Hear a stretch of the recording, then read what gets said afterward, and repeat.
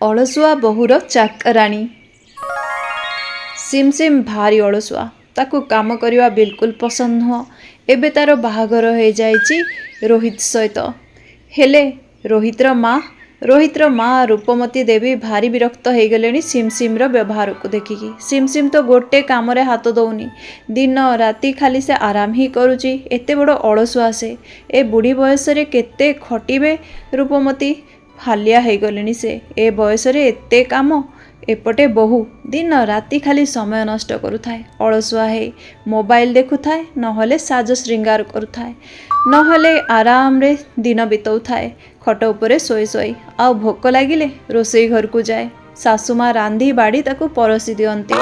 ଏ ବୟସରେ କେତେବେଳେ ଅଣ୍ଟା ବାଧା ତ କେତେବେଳେ ଗୋଡ଼ ବଥା ହେଉଥାଏ ରୂପମତୀ ଦେବୀଙ୍କୁ। ତଥାପି ସେ ଘରର ସବୁ କାମ କରୁଥାନ୍ତି। ଏବେ ସେ ଭାରି ବିରକ୍ତ ହେଇଗଲେଣି। କେହି ବି ବିରକ୍ତ ହେବେ।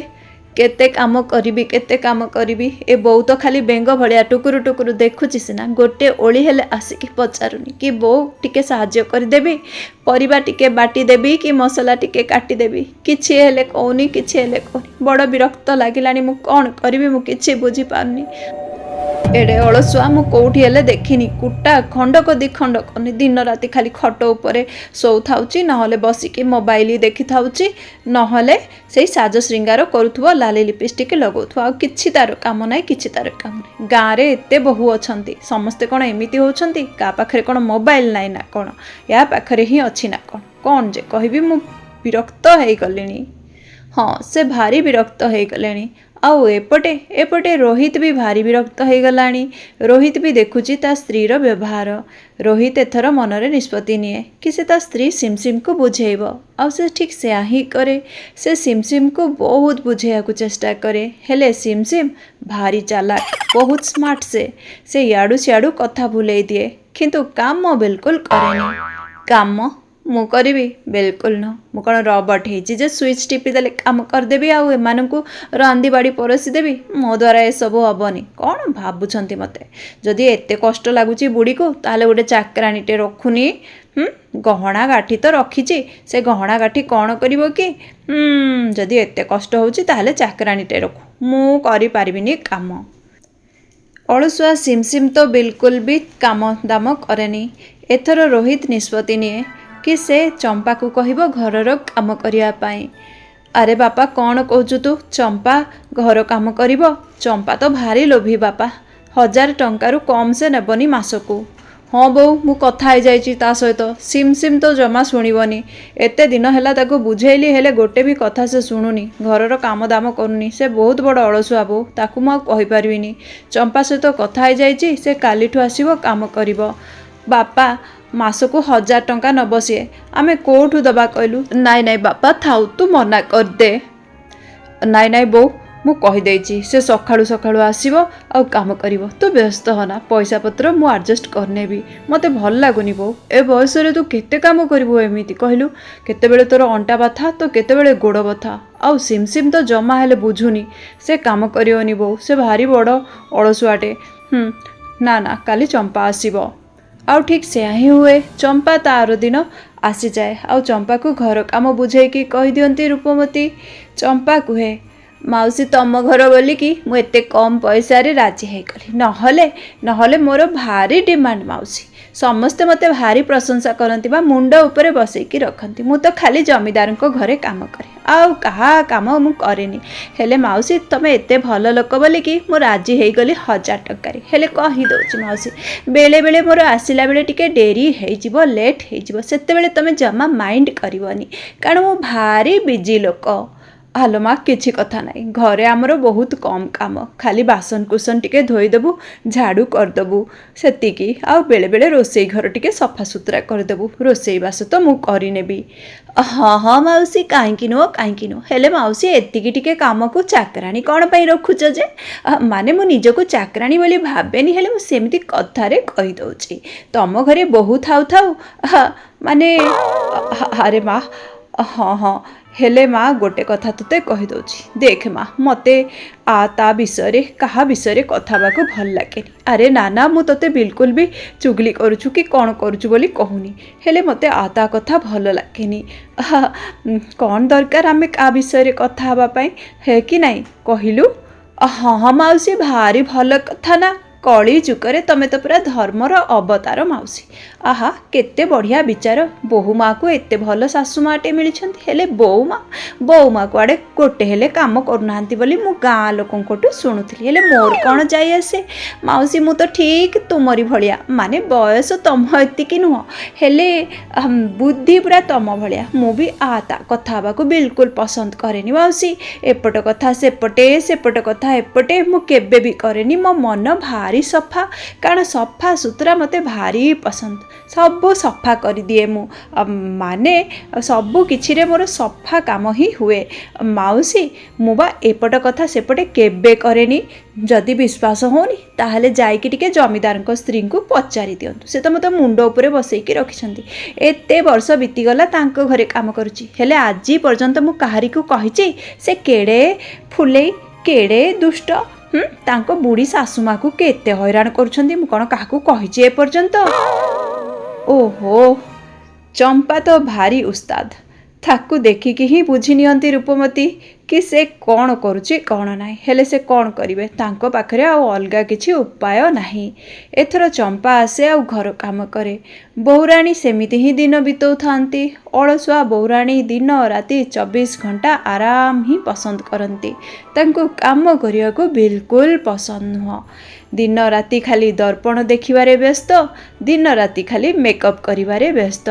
चंपा सबु बेले आसुथाए आ घर काम करुथाए एहीपरी समय बीतवाकू लगे गोटे दिन बहुराणी कहती बो आज एमिति कौन तरकारी रांधिल जे आलो नाइलो माँ मु तरकारी रांधिनी आज तरकारी चंपा रांधिची मालो मु रोसईबास करिपारुनी अंटा कौन हो जाउची मोर गोड़ हाथ कौन हो जाउची चंपा को कहली 500 टंका आउरी अधिक देवी रोसईबास हेले टिके करिदे से ही रांधिची माँ हाँ एमिति तरकारी रांधिची से जदि एमिति रांधिबो बो आमे केमिति खाइबा कहला छी छी छी छी किछि स्वाद नाही किछि स्वाद नाही ए चाकराणी तो पूरा नालायकटे ताको किछि आसुनी आको कौन पाई चाकराणी करजो जे मते जमा भल लागुनी आ रोसई किए खाइबो नाई नाई बो ता रोसई मु खाई पारिबिनी तापरे बो से भारी दुष्ट भारी चालाक 1 तारीख हो पूरा घर को मुंड ऊपर रखी दउची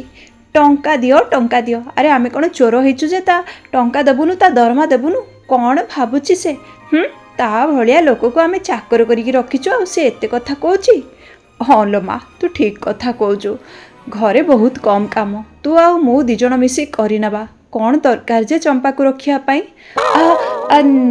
हेले बो घरटा रे काम कौन कम कि तमे सिना कहि दउछ कम काम बोली नाई नाई बो बेसी काम एते काम आमे दुई जण पारिबानी तमे तो जानिच बो मु केते अली अली रे बढिची मोर एते अभ्यास नाई बा धीरे धीरे शिखिला परे मु फ्यूचर रे निश्चय करिवि काम ए घरर सबु दायित्व मु ही तो संभाळिबे हेले एबे नुह बो आ बोहूर कथा शुणी कौन कही था सासुमा एडे बड़ अलसुआ बोहू छी तांको बड़ विरक्त लगुला सतरे हेले से किछि भी कहलेनी चुप होइकी रहिले खाण केते कौन कहले भी तांको अलसुआ बोहू सुधरिबनी एटा से भल भाबरे जानिथिले एहीपरि समय बीतुथिला गोटे दिन रूपमती गाँव रे बुलुथिले आउ घर को आसिला बेले तांको रास्ता रे गोटे सुंदर कागजटे पड़िथिबार देखागला से कागजटी को उठाई नै आसिले अरे वाह ए कागजटा भारी सुंदर हेइची बो को दे देइची एटा की कागज के जानी एडे सुंदर हेइथिला जे मु नै आसिली घर को आलो माँ एटा की कागज बा देखिकी पढ़िकी कहलु बो एटा होची लॉटरी टिकट हाँ लॉटरी टिकट आलो माँ देखिलु केबे पुरस्कार फुटिबो केबे पुरस्कार मिलिबो हाँ बो देखिबा को पड़िबो देखिकी कहूची अरे रे 6 मास परे का भाग्य रे थिले 50 लाख टंका मिलिबो बो 50 लाख टंका आलो माँ ए टिकट मते मिलिला रास्ता रे एडे सुंदर टिकट मु नेकी पळे आसिली ए टिकट रखी थालो माँ हेई पारे ए लॉटरी आमर फुटिबो आमको 50 लाख टंका मिलिबो हाँ हाँ ठीक अच्छी हेले बो आज टिके रोसई करन तम हाथ रंधा खाइबा को भारी इच्छा होउची से चंपा अलाजुकी किछि रोसई करी जानुनी छिछि केमिति रांधुची आलो माँ आज तो से रोसई करके जाइची मु काली निश्चय बनई देबी अंटाटा बथा होउतला गोड़ हाथ बथा होउतला सेतिपई करि पारु नथिली ठीक अछि माँ काली बनई देबी अलाजुकी बुढ़ी टिके रोसई बास कले कौन हुअंता आउ ये चंपा को कौन है केजाणी 4-5 दिन है काम को आसुनी भारी अड़सुआ एते नखरा तार चोरणीटाए केतेबेले आलू तो केतेबेले बाइगण केतेबेले गाजर तो केतेबेले कोबी कौन नहले कौन चोरेकी नहीं जाउची हे भगवान केते कौन जिनस चोरेकी घरू नहीं गलानी अलाजुकी चोरणी चाकराणी एते सबु कथा जानिछि कुमकुम हेले केबे भी चंपा को काम करू काढ़िबार निष्पत्ति से नौनी कारण से तो गोटे अलसुआ से केमिति निष्पत्ति नेब एमिति दिन बीतु थाए दिने चंपा 4-5 दिन काम करने को आसीपारेनी आउ घरर काम बहुराणी बिल्कुल भी करेनी सबु दिन भलिया बुढ़ी सासुमा ही घरर काम करुथाए हेले बहु को टिके भी फरक पड़ू न थाए 4-5 दिन बीतीगला चंपा आसिलानी बुढ़ी सासुमा ही घर द्वार सफा कले रोसईबास कले हेले बहुर रूमटा भारी गंधिया होगी पड़ीथिला अलाजुकी बुढ़ी देख तो निज रूम को सफा सुतरा करदेला आ पूरा घर को सफा सुतरा करदेला मो घरे टिके झाड़ू मारी देइथिले हेई न थांता ना ना ना मो घरे कौन पाई झाड़ू लगेइबो भारी देखेई होची बुढ़ी भारी दुष्ट बुढ़ी दुष्ट सासुमा कोटिकार आ से अलाजुकी चाकराणी केबे काम को आसीबो के जानी बड़ विरक्त लागिलानी आसिले भलरे सुनाइबी अरे नाई नाई ताकू जदी सुनाइबी रागिकी पळेइबो तापरे घर काम किए करिवो से तो महारानीटे जमीदार घरे काम करूची ता सहित लागिबा कथा नुह तापरे आसी जाए चंपा आसे आ बोउर रूम को देखी विरक्त हो जाए छी छी केमितिका बहुटे ये हाँ घर टिके झाड़ू करनी निजर देख घरर केते अवस्था करिची से घर झाड़ू कला बेले ताको लॉटरी टिकटटी देखा जाए लॉटरी टिकटटी भारी सुंदर हेकी देखा जाउथाए चंपा चुपचाप से ही लॉटरी टिकट को उठाई निए अरे मते पढ़ी आसुची मु पढ़ी पारिबी एटा तो गोटाए लॉटरी टिकट 6 मास परे लॉटरी टिकट लागिबो 50 लाख टंकार लॉटरी टिकट हाँ 50 लाख टंकार लॉटरी टिकट तापरे से चुपचाप से लॉटरी टिकट को नहीं जाए एहीपरी समय बीती चले 6 मास बीती जाए आउ 6 मास परे तो मैजिक हुए मैजिक अरे वाह बल्ले बल्ले नाचुची चंपा कहीं ना तार लॉटरी लगी जाइची भाग्य बदली जाइची आउ एपटे अलसुआ बहु आउ सासुमा दुहे परस्पर को टुकुर टुकुर होइकी देखु थांती कौन बाउ करिवे से लॉटरी टिकट तो तांकर हेले एबे ताहा चंपार हो जाइछि चंपार भाग्य खोली जाइछि तार लॉटरी लगी जाइछि जो टंका तांको मिलिवा कथा ताहा मिली जाइछि चंपा को सब भूल तो अलसुआ बहुर ता चाकराणीर नुह अलसुआ मानक सहित एमिति ही हुए सेथिपाई केबे भी अलसुआ हेबा कथा नुहे।